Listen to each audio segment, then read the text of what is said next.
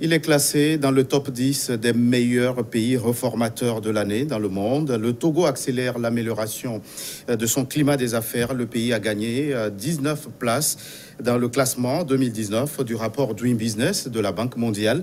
Et c'est dans ce contexte qu'un guide pratique des affaires vient d'être édité pour accompagner les investisseurs. Son promoteur est notre invité sur ce plateau, Jean-Paul Agbo Aouleté. Merci d'avoir répondu à notre invitation. Merci de m'avoir invité. Un guide pratique des affaires, en quoi il était important de l'éditer, Jean-Paul? Vous avez introduit cette émission en parlant de l'amélioration du climat des affaires avec notamment le bond que le Togo a fait dans le classement Doing Business, qui est l'indicateur le plus connu en matière de réforme structurelle qui améliore justement le climat des affaires. Vous savez, moi, par exemple, quand je créais Focus Info il y a presque plus de 10 ans d'ailleurs, il fallait à peu près, on va dire, entre 4 et 6 mois pour avoir la carte d'opérateur économique, pour avoir enfin toutes les pièces relatives à la création de votre entreprise. De l'entreprise. Aujourd'hui, en 7 heures, vous avez créé votre entreprise, vous avez votre carte d'opérateur économique. Il y a, à l'époque, pour créer une société à responsabilité limitée, il fallait un capital social d'au moins 100 000 francs. Aujourd'hui, le capital social est librement fixé. Donc voilà le contexte dans lequel évolue notre pays. Il y a une cellule climat des affaires qui a été mise en place pour justement porter ces réformes. Et il nous semblait important et opportun, au vu de ce contexte-là, au vu de cet environnement-là, d'apporter les informations utiles, pratiques pour les investisseurs, notamment étrangers qui s'intéressent à notre pays, mais aussi pour les opérateurs économiques locaux, pour les jeunes porteurs de projets, ou plus simplement pour les étudiants qui anticipent déjà leur avenir professionnel et qui s'intéressent à l'environnement des affaires dans notre pays. On l'a rappelé, son 37e rang mondial dans le dernier classement Doing Business, top 10 des meilleurs pays reformateurs. Le Togo, terre d'opportunités pour les investisseurs. Tout à fait. En tout cas, les autorités togolaises s'y attellent. Vous avez vu la dernière fois avec le forum Union européenne-Togo. Bien avant ça, avec ce qu'on peut considérer comme le roadshow du président de la République, notamment au Rwanda, et ensuite en Afrique du Sud, et puis plus récemment en Angleterre, à Londres. Vous savez, les emplois, les richesses dans un pays, ce sont les entreprises qui les créent. C'est vrai qu'on a une conception, comme disent les Français, jacobine de la République, où on attend tout de l'État. Aujourd'hui, l'État ne peut plus faire grand-chose. L'État, le rôle de l'État est simplement de créer le cadre pour favoriser justement l'éclosion et le développement des entreprises dans notre pays. C'est pour ça, par exemple, encore une fois, qu'il y a la cellule climat des affaires, qu'il y a d'autres structures pour créer ce cadre-là. Donc, le Togo s'y attelle et évolue dans un environnement concurrentiel. Vous savez, le Bénin, le Niger, le Mali, le Sénégal, tout ça aussi veulent attirer les investisseurs. Donc c'est à nous de promouvoir notre pays, de promouvoir la destination Togo comme une terre d'opportunités. Et ce guide aussi a cette ambition de participer à cet effort-là. Alors Jean-Paul Agbo, un guide pratique des affaires au Togo dont vous êtes auteur, c'est un condensé des informations pêle-mêle sur le monde des affaires. Justement, quel type d'informations il contient? On voit beaucoup de choses. Alors, on va dire que c'est un recueil d'informations de nature juridique, parce qu'on s'est demandé, quelqu'un qui veut investir au Togo, qui est à l'étranger par exemple, il va se demander, alors, première question, comment je crée mon entreprise au-delà du pays, la présentation du pays, quelles sont les données macroéconomiques du pays, les indicateurs sociaux, s'il veut un peu connaître de la culture du pays, etc. Donc c'est ça l'introduction du guide. Ensuite, pour venir au cœur même de ce guide, la première question c'est, je veux créer mon entreprise, comment je procède? Comment je procède? Quelles sont les formalités? Quelles sont les démarches? Quel est le coût de la démarche? Donc, c'est ça qu'on réunit dans la première partie de ce guide. Ensuite, il est important aussi la question des ressources humaines. Comment je recrute? Quel type de contrat je peux proposer? Et quel est le niveau de rémunération prévu par le Code du travail au Togo? Donc, on va dire toute la législation autour du travail et de la sécurité sociale, la protection des employés plutôt. Ensuite, la question de la fiscalité. Alors, j'investis dans le pays, quels sont les impôts que je dois payer et à quel rythme, etc. On en parle. Et puis aussi, et c'est important, quelles sont les opportunités d'affaires qu'il y a dans le pays. Et là, on a fait un zoom sur effectivement le plan national de développement, qui est aujourd'hui le référentiel pour notre pays en termes de programme de développement. Donc, on a fait un zoom là-dessus. Et puis aussi, on parle des opportunités de financement à travers les banques, etc.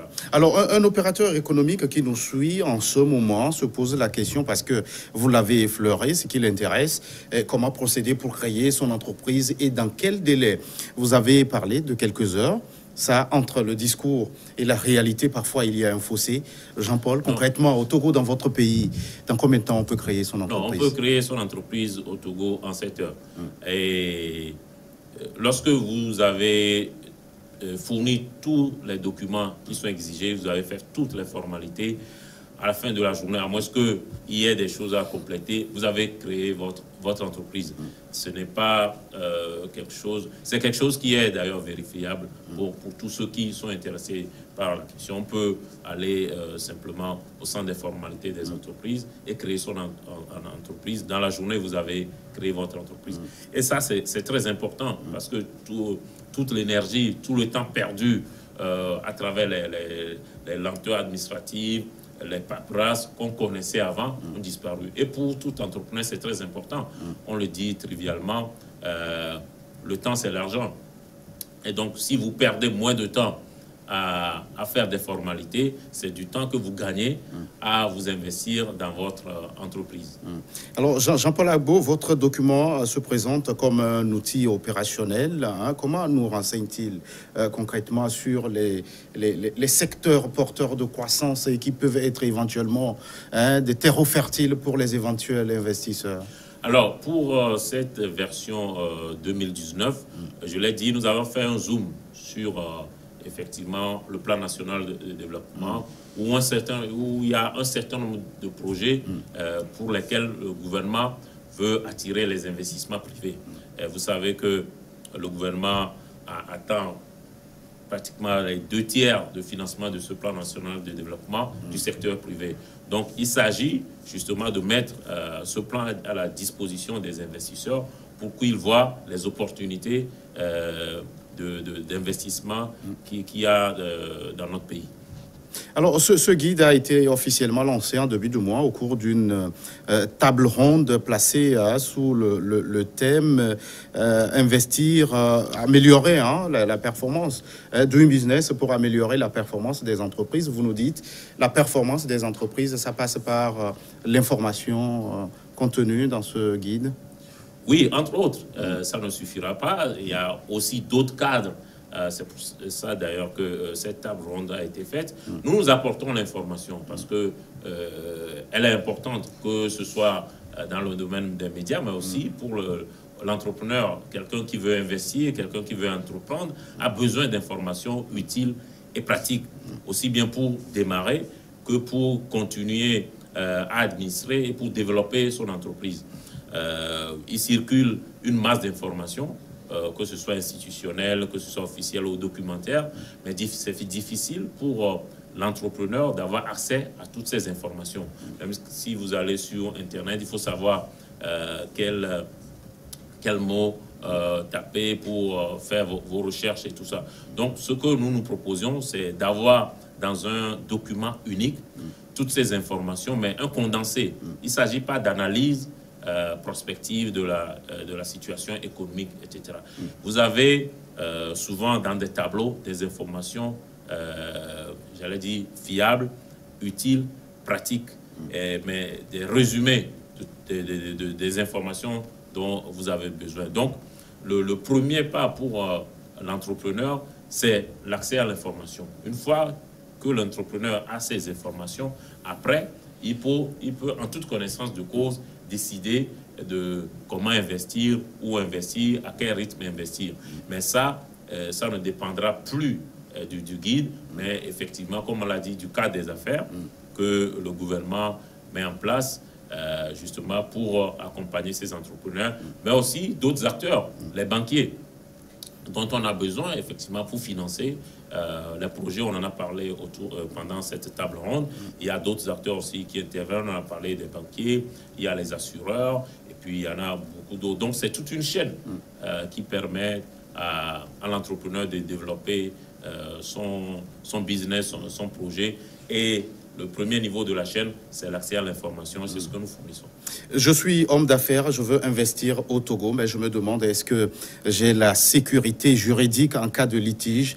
Comment votre document nous renseigne-t-il sur Justement, on en parle dans la première partie, parce qu'il nous a semblé opportun, et vous l'avez souligné à juste titre, la sécurité juridique, elle est importante. Si vous investissez dans un pays, et vous avez envie de croire que dans ce pays-là, en cas de litige, il y a une protection qui vous est assurée. Donc, nous avons parlé de la structuration de l'appareil judiciaire dans notre pays, et nous avons fait cas, comme vous le savez, de la création récente des chambres commerciales qui permettent justement à la justice d'être beaucoup plus rapide, parce qu'encore une fois, l'entrepreneur a besoin que les choses se passent rapidement, alors qu'avant, les dossiers traînaient pendant des semaines, des mois, voire des années sur la table des juges. Aujourd'hui, avec la création de ces cours commerciales, il y a une accélération des procédures et les reports sont limités à 3, par exemple. Et puis aussi, ce qui intéresse beaucoup les entrepreneurs, les investisseurs, c'est la question de l'arbitrage. Aujourd'hui, le Togo a une cour d'arbitrage qui est installée, mais aussi il y a des cours d'arbitrage internationales dont nous faisons cas. Et pour les investisseurs, pour leur dire qu'il y a une structuration de l'appareil judiciaire dans notre pays qui permet, en principe, après, il y a la pratique, mais ça, ce n'est pas le rôle du guide, mais c'est le rôle d'autres acteurs, notamment ceux qui portent le projet de modernisation de la justice, justement d'accompagner les investisseurs sur ces questions. Alors, c'est vous qui renseignez le monde des affaires à travers les informations contenues dans votre guide avec l'œil d'un observateur. Est-ce que vous avez le sentiment que les choses vont au niveau de la justice avec célérité et rapidité? Non, pas nécessairement et pas systématiquement. Pas systématiquement, parce que sur certains dossiers, les choses vont vite, sur d'autres, non. D'où, encore une fois, ces réformes qui ont été initiées, y compris par la cellule climat des affaires, pour créer ces chambres de commerce et ces chambres commerciales logées donc au niveau du tribunal de Lomé et de Kara, pour accélérer les procédures, parce que les entrepreneurs, les investisseurs en ont besoin de cette célérité de la justice. Une justice qui est lente, c'est une perte d'argent pour les entrepreneurs, et ils vont peut-être vouloir aller ailleurs où la justice est plus rapide. Donc, il était important pour que ces cours soient créés pour inciter les investisseurs à préférer notre pays. Alors, dans un contexte de mise en œuvre du plan national de développement 18-22 dont vous faites cas dans votre document, le Togo mise beaucoup, vous l'avez dit, sur la participation du secteur privé. Alors, Jean-Paul, le nouveau code des investissements, on en parle au Togo, c'est une réalité. Est-ce qu'il est très attractif? Est-ce que vous en parlez aussi? Oui, pour être franc, en fait, on avait déjà bouclé le guide qui était d'ailleurs à l'imprimerie avant que le code ne soit adopté d'abord en Conseil des ministres et puis par le Parlement, le jour même où nous lancions le guidon. Ce que nous avons fait, au départ, nous avons fait une comparaison entre le régime normal et puis le régime, on va dire, favorable que prévoit le Code des investissements et le Code minier. Mais on a pris comme référence le Code d'investissement de 2012, qui était en vigueur normalement, même s'il n'est pas réellement mis en œuvre, mais en droit positif, c'est ce code qui existait. Donc, c'est cette comparaison que nous avions fait lorsque nous étions à l'imprimerie. Puis, le Conseil des ministres a adopté le nouveau code des investissements. Donc, nous avons repris donc, le document pour intégrer les grandes lignes de ce code tel que adopté par le Conseil des ministres. Oui, le code des investissements, parce que ce que le secteur privé reprochait un peu au gouvernement, c'est de ne pas, puisque le contexte s'y prête, puisque le gouvernement a envie d'attirer les investisseurs, il était anormal qu'on n'ait pas un code d'investissement mis en œuvre et surtout attractif. Donc, je crois que ce déficit a été aujourd'hui comblé par l'adoption du nouveau code des investissements. Maintenant, il va être mis en œuvre avec justement la volonté que si d'ici quelques années, il y a des corrections à apporter ou des améliorations à apporter au vu de la pratique, je suis convaincu que les autorités, notamment la cellule climat des affaires, tiendraient compte des observations qui leur seront faites. Jean-Paul, avant de se séparer au regard des informations sur les réformes contenues dans votre ouvrage, quelle image vous avez de votre pays, le Togo, à l'horizon 2022? On espère qu'on sera dans un pays beaucoup plus moderne, beaucoup plus développé, et surtout qui permette à tous les enfants de jouir des fruits de la croissance de façon inclusive. Parce qu'il faut le reconnaître, aujourd'hui, l'image du pays s'améliore. Il y a une vraie volonté d'attirer les investisseurs, de créer les conditions pour que les opérateurs économiques, les entrepreneurs s'y sentent à l'aise, parce qu'encore une fois, c'est eux qui créent les richesses, c'est eux qui créent les emplois. Donc, une fois qu'on serait parvenu à ce niveau-là, il faut en même temps, parce que tout ça doit quand même servir au développement de tout un chacun. Donc, il faut que chaque Togolais jouisse des fruits de tout ça. Ça doit être l'objectif ultime. Donc, on espère que d'ici 2022, on sera à un niveau de climat des affaires encore plus haut, et cela en espérant que ça permette à chaque Togolais de jouir des fruits de la croissance qu'on en tirera. Merci, c'est le message d'espoir de Jean-Paul Agbo Aoulété. Vous êtes promoteur de cet ouvrage, ce guide pratique des affaires au Togo. Merci d'être passé sur ce plateau. Merci de m'avoir invité. Merci à vous qui êtes restés en notre compagnie. À très vite pour un nouveau numéro.